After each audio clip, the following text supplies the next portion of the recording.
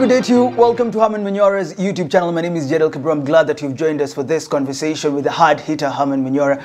Prof, the conversation in the country is all about Rigathi Gachagua's impeachment. We haven't talked since the tabling of this motion of impeachment. You've looked at this motion. First thing, look at these grounds of impeachment. Do you think they hold water for Gachagua to actually be impeached if it is handled the way it's supposed to be handled? Let's start this way. That impeachment or removal from office of a president or a deputy is not a small matter. Anywhere in the world is a big matter, is a big issue. It's not something you take lightly. And that's why the grounds must be solid. Let's develop it a little further. I said, look at Kenya. Kenya with ethnic configuration and profiling becomes a very risky place to engage in this kind of thing, of impeaching a person. You will start tribal animosity in this country. You can divide the country badly. So, if you must impeach a president or a deputy president, it must be for good reasons. Okay. When I look at what these people are saying, I'm not seeing anything. Corruption allegations, undermining the president, dividing the Kenya into tribal groups, talking about accumulation of wealth, 5.7 billion. Isn't this reason enough? Look, where? It is just rumors. And you can't impeach a deputy president because of that. Because the impeachment of a deputy president and removal from office thereafter has national implications, including security of the country. You can't allow juvenile MPs to be excited about impeachment for whatever reason. Either they don't have brains, which I suspect most don't have, or they have been compromised, given little money like they have told us repeatedly that occasionally they are bribed to vote. This is a serious matter that can collapse the country. But we talk about... It can't be about issues that are really pedestrian. If you talk about corruption, that is a very blanket thing. Why don't we start with each one of them? What do you mean by corruption? Since when did it become an offense in this country to own property?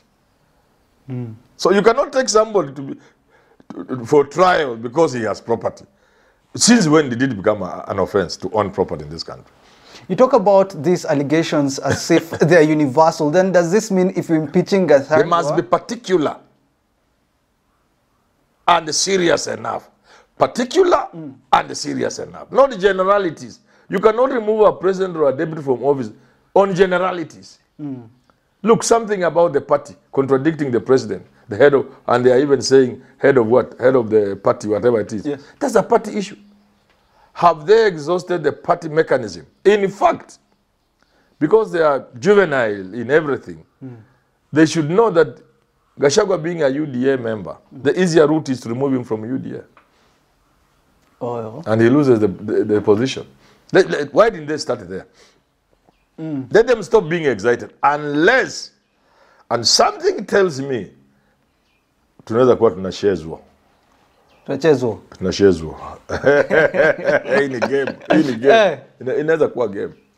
Because if they are serious, then actually they have a problem. So if you look at these allegations, you mean if it's to impeach Gachagua, impeach both, as some activists are saying. Let Gachagua and Ruto go. If this is but over what? You know, it must be particular.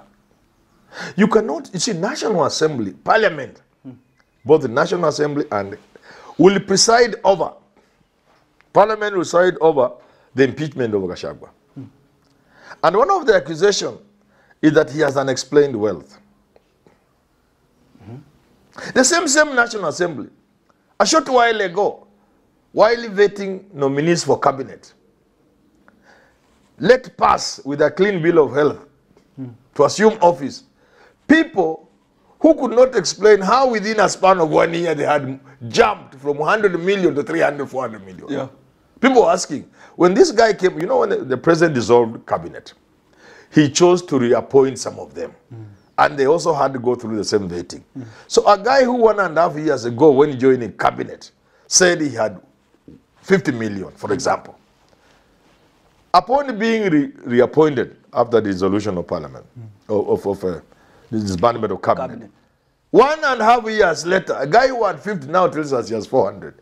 That National Assembly that vetted this guy and said it's okay. How can the same national...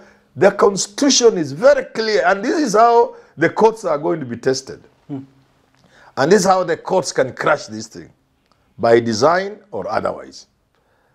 The Constitution is very clear on discrimination and fairness. Those two, discrimination of any nature, discrimination and matters of fairness and natural justice. Parliament can not ignore a person who made 300 without an explanation in a year and pass him on to become a cabinet secretary. And less than 6 months later, the same cabinet is telling us, the same parliament is telling us, Gachagua should go home because he can't explain how he got his billions. First of all, how do they know Gachagua has 5.7 billion? How do they know? The laws of privacy. Eh? They are called digital what? Digital privacy. Yeah, those things. How did you know what somebody has? When did you apply to court to access his wealth? You have to apply to court. They have to table it in parliament. These are children. We don't have a parliament. These are jokers. So there's so much. Look, how did they know he has? And look here. If my son has property, it's not my property, by law. Let's put it this way, so that these MPs, and they are supposed to be lawmakers, but they are so useless. Being a Kenyan can be very painful. If you are my son, and as an African man, you know I'm African, yes? Yeah. You know I have many children, you know them, eh? Yes. We can't count them, we don't count, but there are many. So let's say now you are one of them. And I give you, I drive a very nice car. Like I saw a friend of mine, Francis, bought a car worth about 40 million. Lexus 600, and another one, LC 300, the latest V8. Combined, that was about 70 million. Supposing you are my son and I gave you those cars in your name, and then unfortunately, I die. Because everybody will die, isn't it? Yeah. Without a will. Do you know your siblings can have no claim to those cars? No, those are already yours. They are in your name. Wakati mali inagawa hiyo huwezi weka kwa meza. Ulishapewa. You can't. It happened. These MPs. Okay. Why do we have illiterate people running this country? The same case applied Mbogwa, who married an old woman, Wamboy Otieno. Yes. When she died, the poor boy was left with nothing. There was a property which somebody tried to go for. I don't know, was it? It's already in the name of? The son. Or somebody, I don't know who, one of them. It cannot be a subject of... How can you be a member of parliament without knowing this simple truth? But they're using the word proxies. Where is proxy in law? Where is proxy in law? If Gachagua's children have property, it's their property, it's not Gachagua's. To talk to me about... Unless you begin criminal proceedings, if you have, yes, or a ESCC, that's a probe to link the property first to proceeds of corruption. Second, to show audit trade showing the same proceeds, like in the instance of Waititu, went to the daughter or the wife. So you cannot use that as a ground for impeachment before you exhaust the legal mechanism. Investigation. If it becomes a ground for impeaching somebody, it must be exhausted legally first. Okay. So, but I'm telling you, we have illiterate people in parliament. But you still said this is a political process. Yeah. So how do you balance? Because you're talking about investigation first, but you're also talking about, look, it's political. Where I am, somewhere I won't mention, there are issues of that nature. But let me now leave where I am. Yeah. Let me talk about the country. If you want to remove somebody from office, you must avoid grounds that are questionable. You must avoid grounds of legal issues that will need determination first.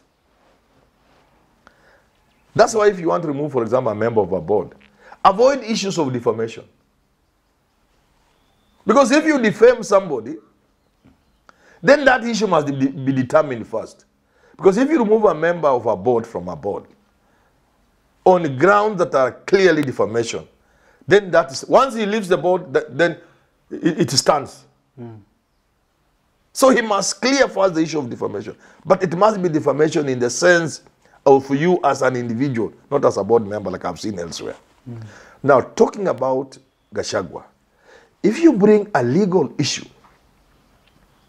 that legal question must be settled first before the impeachment proceeds. So you need to bring political grounds.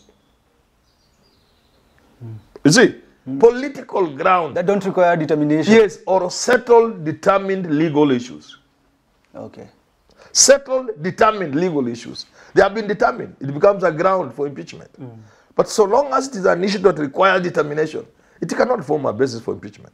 Talk to me about Actually, just stick to political issues. options now. Yeah. Kiambu Senator says Gachagua will not resign. You've said Gachagua is not the man we thought he was when he was vying together with the president. He has talked about he has paramilitary training. And he can get a gun. And he can deal with people. But what are the options on the table now for him? If you say he calls you, asks Manyora, what do you think? Should I resign? Initially, I thought the best way was to resign. I hadn't looked at the thing. You know, I didn't pay much attention to it. Me, I knew it was a game Ruto was playing with Gachagua. So I didn't pay much attention. But now when it looked like it was serious, I began to go deep into it. Initially, I thought, well, he should resign. Because then that means in the future you can contest. But I thought that's not important. Because let's assume he has been impeached, tried and removed from office. Some of the issues we are raising can be raised post-impeachment. And that would clear him to stand. So I don't think resignation is necessary. Even if he's impeached and removed, he can still prosecute these issues we are raising. Until it is determined, actually he ought not have been impeached. Or at the very least, as the least prayer he will make, that this should not stop him from running for office. And that will work. And there's already precedent. The same senator you are saying Yes. is not supposed to have run because he had been successfully been impeached from office. Yeah. The second option, which is to stay put and fight, looks to me now to be more viable for him. Why so? Why so? Because there are a lot of legal landmines which the impeachment people must navigate around. They are walking in a minefield. Minefield, eh? Yeah. There are so many mines, legal mines. And so if Gachagua has legal minds on his side, he can actually navigate. Yeah. So it is very difficult to be convinced that they will have it their way. In terms of numbers, they have numbers. But there's also the political issue. The political issue, I've been doing some radio interview a short while ago. The political issue can also remove the numbers from 291 to 140 or even 180. You need 233. You've seen the numbers are going down? And I want to tell you one thing. Gachagua has moved to court, challenging public participation in terms of, do you have sufficient time? One day, the whole country. Is it possible? No. If the court listens to him and grants him his prayers, the courts can say there's no hurry. 90 days public participation. 30 days public participation. Let me tell you, the impeachment will have collapsed. The only way this thing can go through, if it is tabled on Tuesday and voting is done on Tuesday. But if you give it even 2 weeks, the political heat that will be generated against members of parliament